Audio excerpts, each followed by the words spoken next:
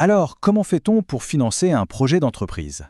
C'est la grande question que se posent toutes les organisations, qu'il s'agisse d'une petite start-up qui démarre ou d'un grand groupe déjà bien installé. Pour lancer un nouveau produit, pour innover ou tout simplement pour grandir, il faut de l'argent. C'est le nerf de la guerre. Aujourd'hui, on va décortiquer ensemble les différentes solutions qui existent. Souvent, tout commence comme ça, avec une idée qu'on pense brillante. Mais voilà, une idée, même la meilleure du monde, si elle n'a pas de carburant pour démarrer, eh bien, elle reste juste une idée dans un coin de la tête. Et ce carburant, c'est l'argent. La vraie question, c'est donc celle-ci. Comment on transforme cette vision en quelque chose de concret? Comment on trouve les fonds nécessaires? Ok, pour y voir plus clair, voici le plan. D'abord, on va se demander d'où peut venir l'argent. Ensuite, on regardera de plus près le financement interne, c'est-à-dire avec les ressources de l'entreprise elle-même. Puis le financement externe, quand on va chercher de l'aide à l'extérieur. Et pour finir, on verra comment faire le bon choix. C'est parti! Alors, première étape, d'où vient l'argent? C'est assez simple au fond. Il faut comprendre qu'absolument toutes les manières de financer un projet peuvent se ranger dans deux grandes catégories. C'est vraiment la distinction de base à avoir en tête. D'un côté, on a le financement interne. Là, c'est simple. L'entreprise puise dans ses propres réserves, dans l'argent qu'elle a déjà.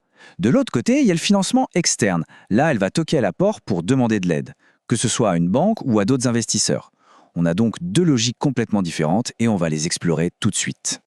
Commençons par le commencement, le financement interne. C'est un peu la première boîte à outils à ouvrir.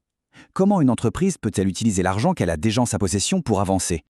Eh bien, la méthode la plus directe, c'est ce qu'on appelle l'autofinancement. C'est très simple à comprendre. C'est comme quand on veut s'acheter quelque chose et qu'on utilise l'argent qu'on a dans son portefeuille. L'entreprise utilise sa trésorerie disponible pour financer son projet. L'avantage, pas de dette, personne à qui rendre des comptes, c'est l'indépendance totale. Une autre solution, toujours en interne, c'est l'apport en compte courant d'associés. Alors, le nom a l'air un peu compliqué, mais l'idée est simple. Ce sont les propriétaires de l'entreprise, les associés, qui lui prêtent personnellement de l'argent. Mais attention, ce n'est pas un cadeau. C'est un vrai prêt que l'entreprise devra rembourser et avec des intérêts. Ce qu'il faut bien comprendre, c'est que pour l'associé qui prête, c'est intéressant. Il va toucher des intérêts, et ce, même si l'entreprise ne fait pas de bénéfices cette année-là. Du coup, pour l'entreprise, c'est une solution qui peut coûter assez cher. C'est pour ça que la loi est intervenue pour fixer un taux d'intérêt maximum, histoire d'éviter les abus. Bon, on a vu ce qu'on peut faire avec les ressources internes, mais que se passe-t-il si ça ne suffit pas? Eh bien, l'entreprise doit aller chercher de l'argent à l'extérieur. On passe donc au financement externe. Et là, la solution à laquelle on pense tous, c'est bien sûr l'emprunt bancaire. Le grand avantage, c'est que ça peut permettre d'avoir les fonds assez vite. Mais évidemment, il y a un inconvénient majeur, le coût. Il faut rembourser le capital, bien sûr, mais il faut aussi payer des intérêts. Et ça, c'est une charge en plus qui pèse sur l'entreprise. Et attention, quand on parle d'emprunt, il faut savoir qu'il y a plusieurs façons de le rembourser. On ne va pas rentrer dans tous les calculs, mais l'idée à retenir, c'est que le choix a un vrai impact. Par exemple, avec une mensualité constante, les paiements sont toujours les mêmes, c'est facile à prévoir. Avec l'amortissement constant, les paiements diminuent avec le temps et ça coûte moins cher au total. Il y a donc un vrai choix stratégique à faire dès le départ. Mais l'emprunt n'est pas la seule solution externe. Il y a une autre voie, qui est complètement différente, l'augmentation de capital. Là, l'idée n'est plus d'emprunter de l'argent, mais de vendre une partie de l'entreprise. En gros, elle crée de nouvelles parts, des actions, et les propose à des investisseurs qui, en les achetant, deviennent propriétaires d'un petit morceau de la société. Comment ça marche concrètement? C'est un processus en plusieurs étapes. D'abord, l'entreprise crée ses nouvelles actions. Ensuite, de nouveaux associés, ou même les anciens, les achètent. L'argent récolté vient augmenter le capital de l'entreprise. Mais la conséquence directe, et elle est très importante, c'est que le pouvoir est redistribué. Plus il y a d'associés autour de la table, plus le pouvoir est partagé. Ici, on voit vraiment la différence fondamentale entre les deux. L'emprunt bancaire, c'est une dette. Il faut la rembourser avec des intérêts, point final. L'augmentation de capital, ce n'est pas une dette. L'argent n'est pas à rembourser.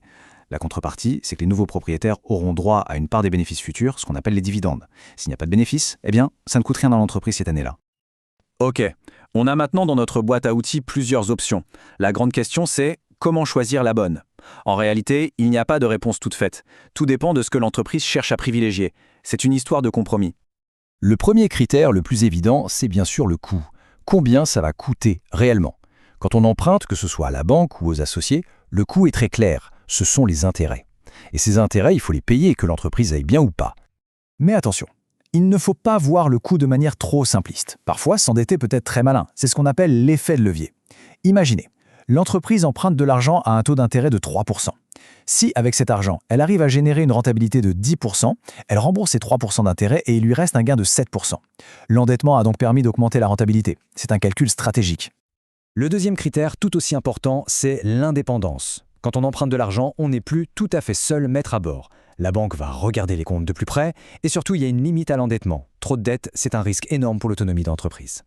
D'ailleurs, il y a un ratio que les banquiers regardent de très près. En général, on conseille que le total des dettes ne dépasse pas 80% des fonds propres, c'est-à-dire de l'argent qui appartient réellement à l'entreprise.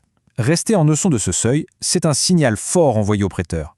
L'entreprise est saine et garde le contrôle. Et enfin, le troisième critère de décision, qui est crucial, la question du pouvoir. Si on fait le choix de ne pas s'endetter et qu'on opte pour une augmentation de capital, il faut bien mesurer les conséquences sur qui contrôle l'entreprise. Le mot important à retenir ici, c'est dilution. Qu'est-ce que ça veut dire ?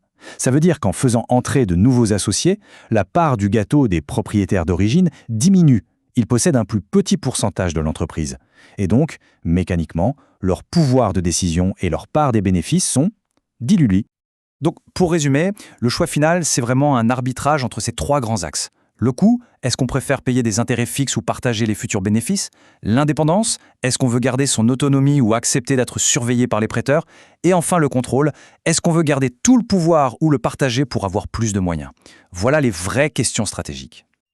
Et voilà, le tour d'horizon est terminé. Maintenant, on a les clés pour comprendre ce qui se cache derrière des mots comme emprunt ou augmentation de capital. Ça nous laisse avec une dernière question à méditer. Si on avait une idée géniale à financer, quel outil choisirait-on et surtout pourquoi? On l'a bien vu, il n'y a pas de réponse facile. Merci d'avoir suivi et à très bientôt.